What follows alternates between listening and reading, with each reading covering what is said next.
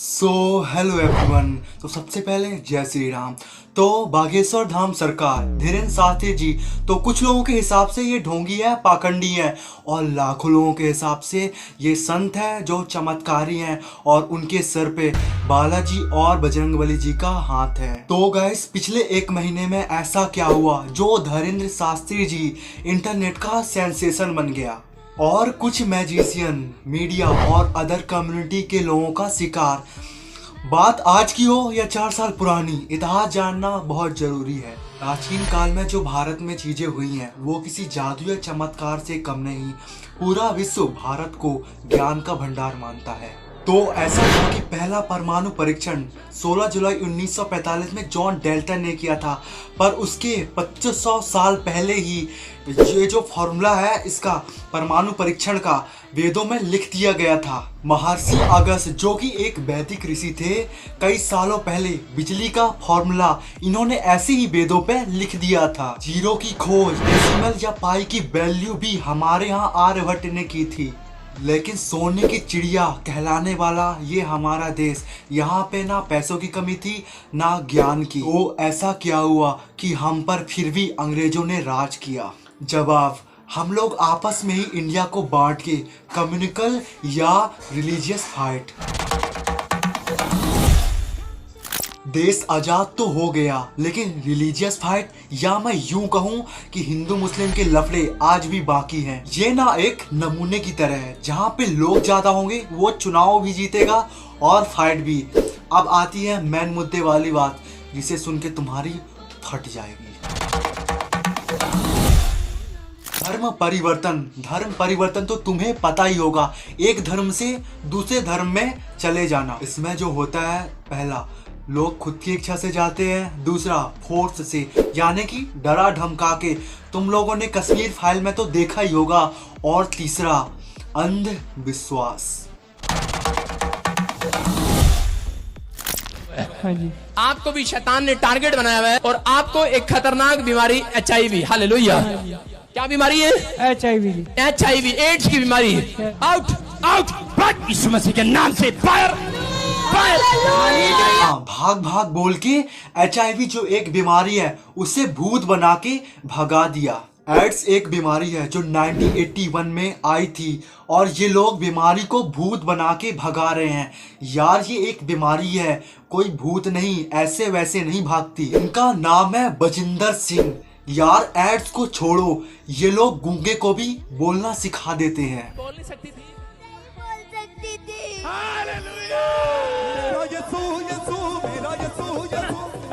हाँ बेटे, अभी क्या हुआ? बोलने लगे। चलो इतना भी ठीक है, लेकिन हद तो तब हो गई जब एक मरे हुए व्यक्ति को जिंदा कर दिया इन लोगों ने। इन्होंने डॉक्टर को भी चेक कराया, बुखार की वजह से बच्चा मर गया है। किसी के बच्चे की जान वापस आ जाए, कितने लोग खुश हैं? किने जा रही है, मुर्दे जिंदा ले जा रही है। फर्स्ट ऑफ ऑल, ये वीडियो कोई रोस्ट वीडियो नहीं है। मैं इस वीडियो में कुछ डार्क साइड बताने वाला हूँ। यहाँ तक तो ठीक था, लेकिन कुछ बाबा है जो बच्चों की बंदूक से भूत भगा रहे हैं।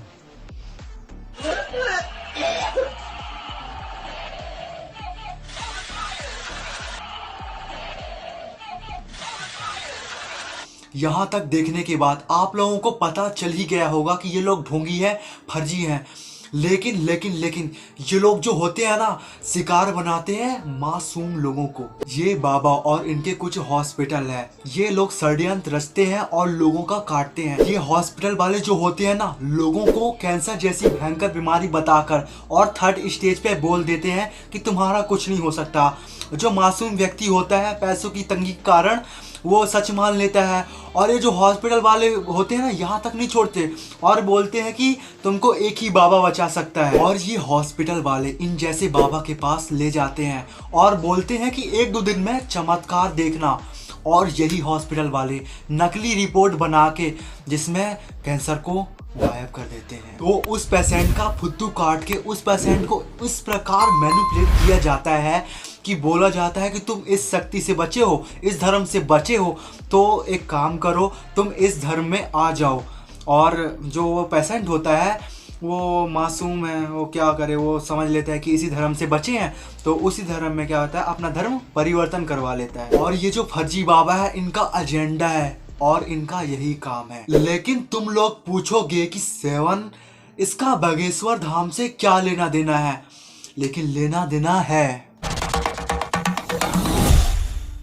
घर वापसी से मतलब है जो लोग धर्म परिवर्तन किए थे ना, अगर फिर उसी धर्म में जाना चाहते हैं वापस तो इसे घर वापसी कहेंगे। ऐसे बहुत से लोग हैं जो धीरेन्द्र शास्त्री जी की कथा सुन के वो लोग घर वापसी कर रहे हैं। 150 से 200 परिवार ऐसे लोग हैं जो सनातन धर्म छोड़कर मिशनरियों के चक्कर में लालच में पड़ गए थे, लेकिन इन्होंने गौरवान्वित होकर पुनः सनातन धर्म स्वीकार किया। घर वापसी, या मैं यूं कहूं जिन लोगों ने फिर से सनातन धर्म अपनाया धीरेन्द्र शास्त्री जी की वजह से, और तभी से कुछ फर्जी बाबा, मीडिया और सो कॉल्ड सोशल इन्फॉर्मर का टारगेट बन गए धीरेन्द्र शास्त्री जी। बागेश्वर धाम एक टेम्पल है जहाँ पे फैमिली जो है पीढ़ी दर पीढ़ी कथा सुनाने का काम करती है।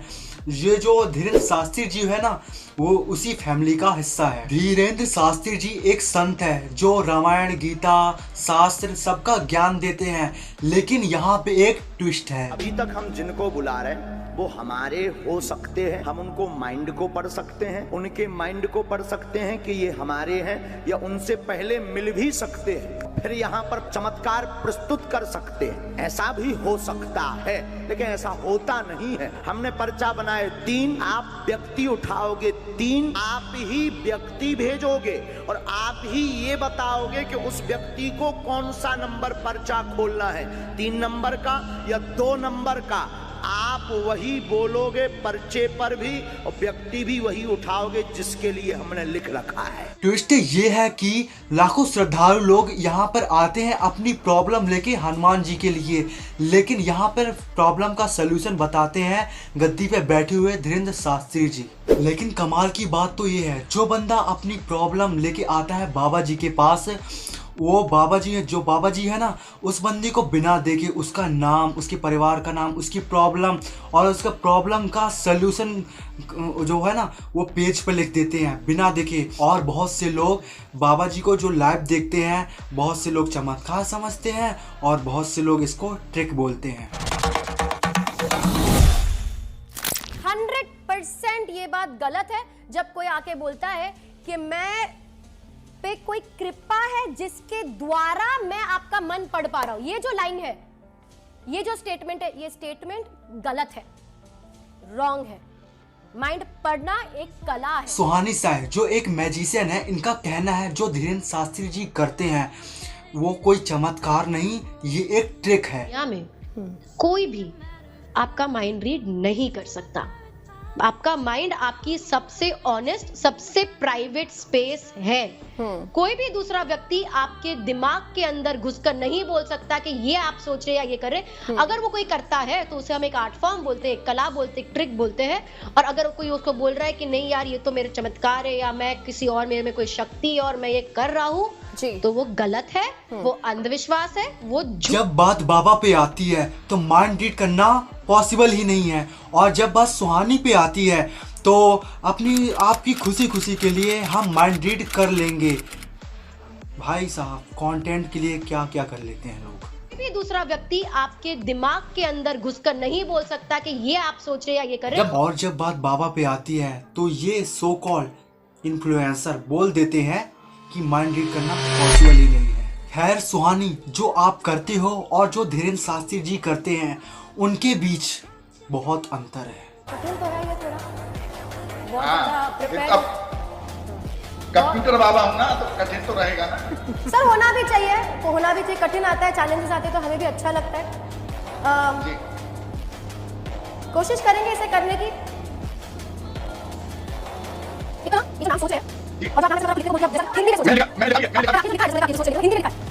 वास्तविकता के साथ जागो। हम पहले पर्चा लिख लेंगे, जिनको हम अभी तक बुला रहे हैं वो हमारे हो सकते हैं, लेकिन आप जिनको लेकर के आएंगे उसी का पर्चा का प्रश्न लिखो। धीरेन्द्र साथी जी वो ये कभी नहीं कहते कि वो भगवान है, मेरे अंदर कोई पावर है, मेरे अंदर कोई चमत्कार है, वो ये कभी नहीं कहते। हमारे पास कोई मशीन नहीं है, ना हम कोई मन पढ़ने वाले माइंड रीडर हैं। हम तो अपने इष्ट के सेवक हैं और अपने शास्त्रों के सच्चे साधक हैं। उनके आधार पर जो हमें गुरुजी ने प्रेरणा दी, जो हमें इष्ट प्रेरणा देते हैं, हम वो लिख देते हैं। सच निकले या झूठ, वो व्यक्ति की श्रद्धा और बालाजी की कृपा। न आप कुछ हो न हम कुछ। अब बात आती है अंधश्रद्धा से नुकसान की। वो ये कभी नहीं कहते कि तुम अंदर आओ, तुम्हारा इलाज हो जाएगा, तुम 100% सही हो जाओगे। इनका प्रश्न है कि 1.5 वर्ष से या जा रहे हैं तो कोई बीमार क्यों हुआ घर में, यही प्रश्न है। तो सुनिए, धाम अगर जुड़े अथवा बालाजी से जुड़े तो इसका मतलब ये नहीं कि बीमारी ना होए। हम खुद दूसरा आशीर्वाद दे के जाओ तुम्हारा भलो हो जाए, तुम जिंदा रहो, हमें खुद एक दिन मन ने उनको श्रृंगार देते रहिए। हमारे बालाजी कह गए कि जो ठीक हुई है समय लगे, पूर्ण आराम नहीं पर 40% हम मंत्र चिकित्सा में अपने बालाजी से प्रार्थना कर देंगे।